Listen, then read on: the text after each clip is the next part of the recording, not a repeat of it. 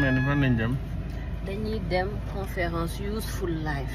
Youssou Ndour Life. Useful Life vie utile maanaam.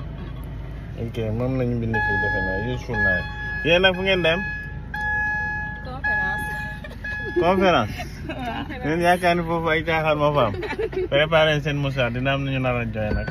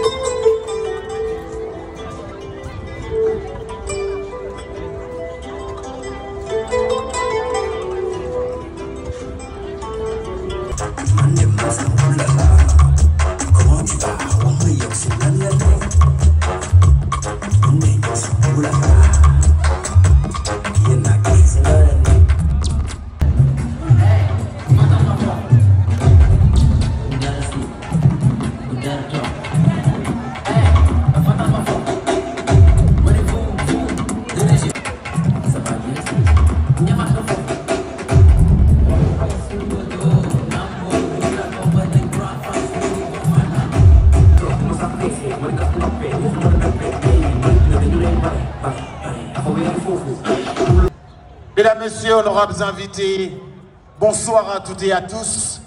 Merci pour l'amitié que vous nous faites de répondre à l'invitation de Useful Life. Nous allons recevoir sur cette scène de grandes sommités du monde entier. Sont venus parler à des jeunes conscients de leur avenir. Avance. Fibre de mon cœur, faut le compter pour le compter plus que frère, on s'est mégané de unissons la source, unissons la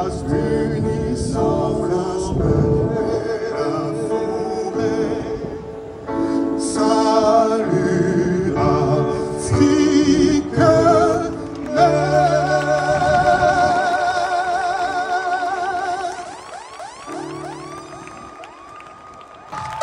Très ambitieuse. Elle est là devant vous, Madame Sarr. Merci Anna, merci Boops. Remercier les jeunes. Ces jeunes qui ont mobilisé leur père, qui ont cru en cette œuvre et qui sont venus nombreux. Yalla Bouyakar Tas. Et c'est ça qu'ils sont. Une puissance pour le pays et pour l'Afrique. Nous allons faire quelque chose de beau. Parce qu'aujourd'hui, qu'est-ce que vous voulez devenir dans 5 ans, dans 10 ans? Rendez-vous au sommet.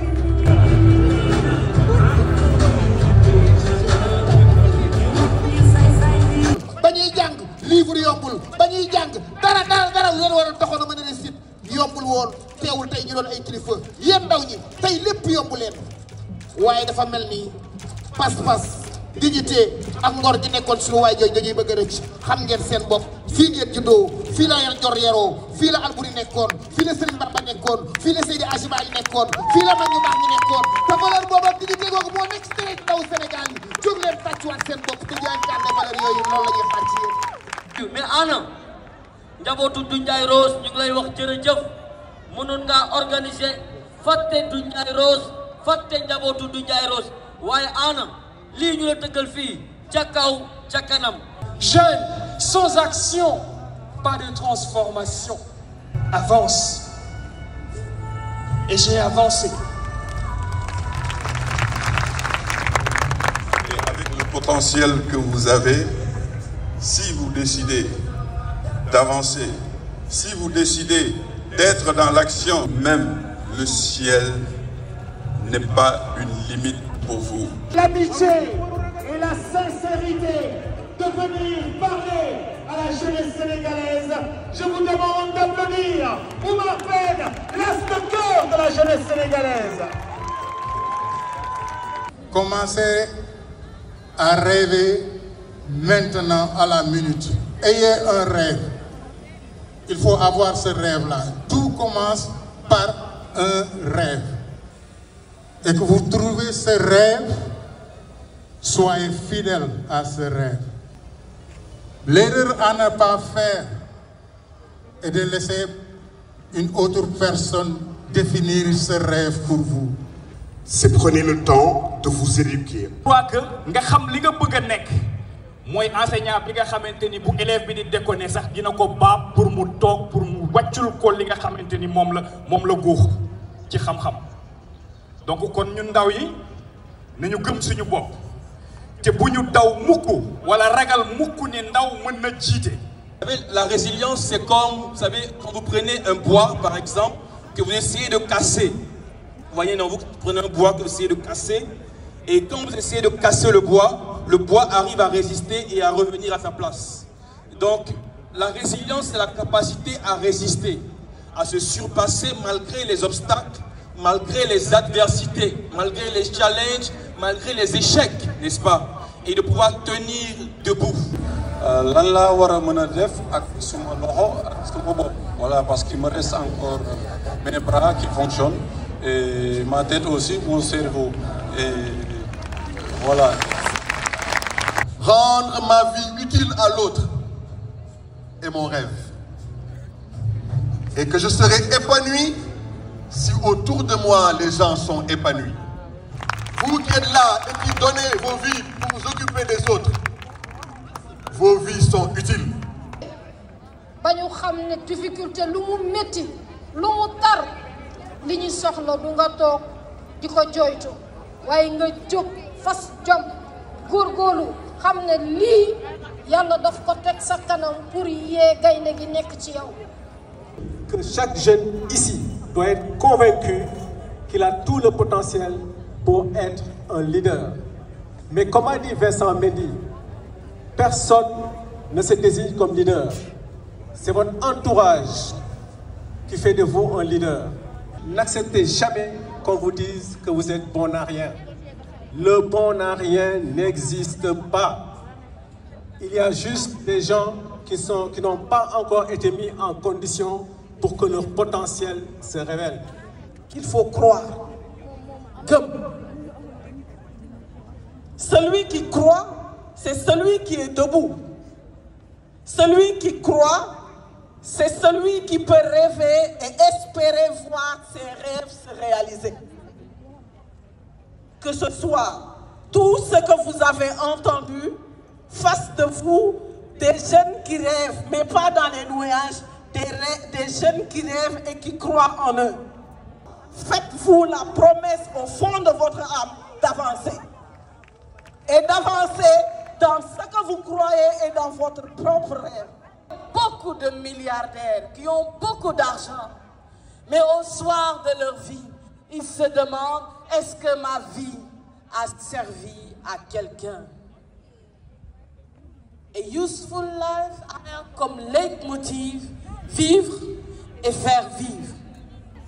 Nit kenn du ko naan kenn du ko lekk njëriñ lañ koy doyee njëriñ yàlla na seen dundu am njëriñ yàlla na lii ñu dajale fii yàlla na jig Sénégal yàlla na jig Afrique li ngeen doon soyez-le carrément.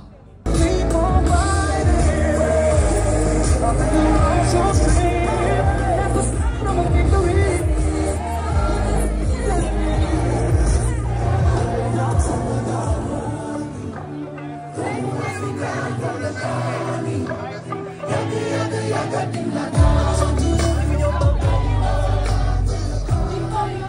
bakkan duñ bokk ci bataay bi toog fi tekki fi teewul askan bi tawuñu gadaay yi ñooy ndaw ñu koy ñàkkante jamono tàng ak seraay bi loo foog am nañ jot pour ngeen jot ñu def ñu seen kobaay yi yéeg ci kaw garab ci kaw lay fekkante aaye daxanteeg aaye làmmiñ ak làmmiñ lekkante ndekete jamono bu ne bu ñëw day ànd ak ka ko tee du tee xëccoo di am te coow ci teen ñu amul baag ñoo ko yee foo gis ku toog ci géléem xiif yoonam moo doon yitteem li lay yóbbu boo ko yóbboo sa biir du àgg moo la yitteel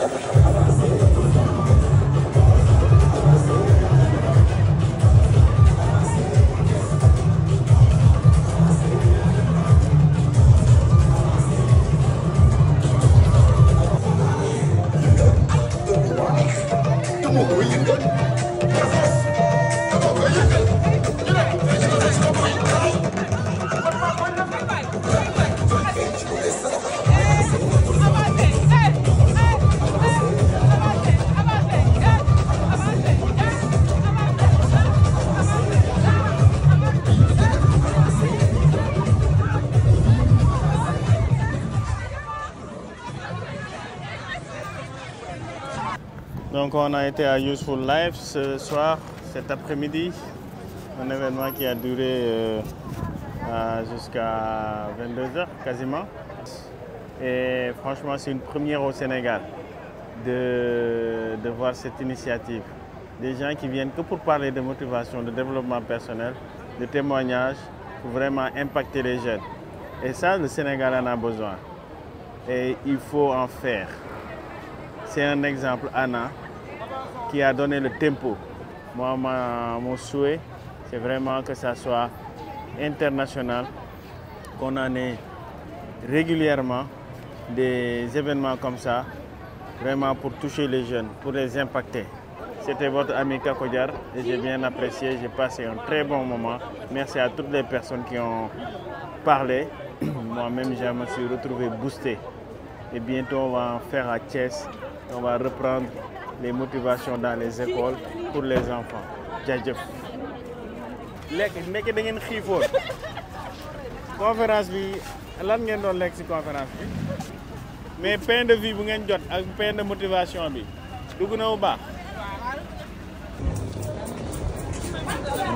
Après la motivation, gars yi dañu ñëw